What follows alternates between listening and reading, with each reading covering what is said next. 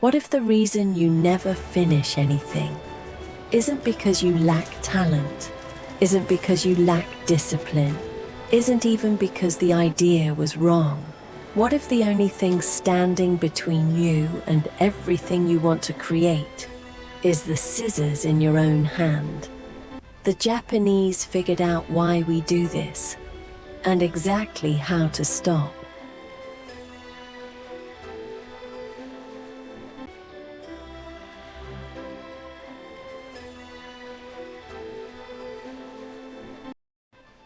Hana was a silk weaver in Edo-period Japan. Every morning she sat at her loom, talented, eager, full of ideas.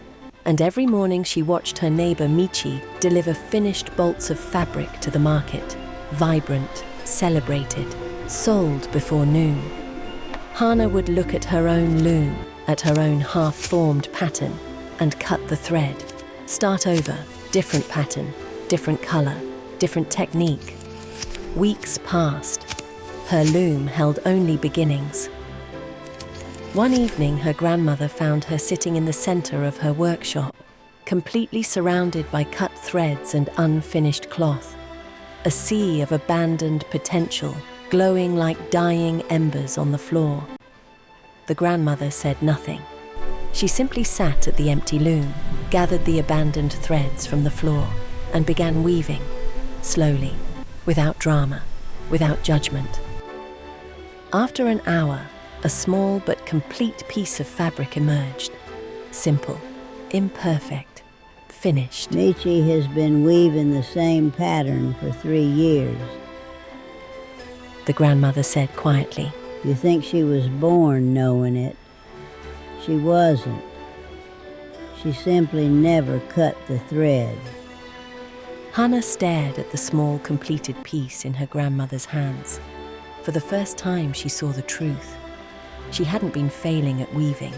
She had been failing at staying. She threaded her loom the next morning, same pattern as the day before, and did not cut it. The Japanese concept here is Oubaitori, the understanding that every person blooms on their own timeline, in their own pattern, with their own thread. But Hana's story reveals something even more specific, something psychologists now call comparison-triggered abandonment. Here is exactly what happens inside your brain every time you see someone else's finished work. Your brain instantly compares their completed result to your incomplete process, not their chapter 1 to your chapter 1, their finished book to your blank page. And in that comparison, your work feels worthless. So you cut the thread, start over with something new, something that feels exciting again because it hasn't failed yet. But here is what the research confirms. The excitement of beginning triggers the same dopamine response as actual achievement. Your brain cannot tell the difference between starting something new and finishing something real. So you keep starting, and the floor fills up with cut threads. Michi keeps delivering finished fabric while you sit surrounded by everything you almost made. The cure is not more talent, not a better idea, not a different pattern. The cure is the decision, made once, held daily, to not cut the thread today. Completion is not a gift, it is a practice, and it begins with staying 5 minutes longer than you want to. Right now, think of the thing you keep starting over, the project, the creative work, the business idea you've redesigned 6 times without launching, the chapter you've rewritten without finishing. That is your loom. And somewhere on your floor are the cut threads of every time you compared your process to someone else's result and decided yours wasn't worth continuing. Here is what I want you to do today, not this week, today. Pick up one of those cut threads, just one, and weave 5 minutes of it. Not until it's good, not until it's ready, just 5 minutes of not cutting it.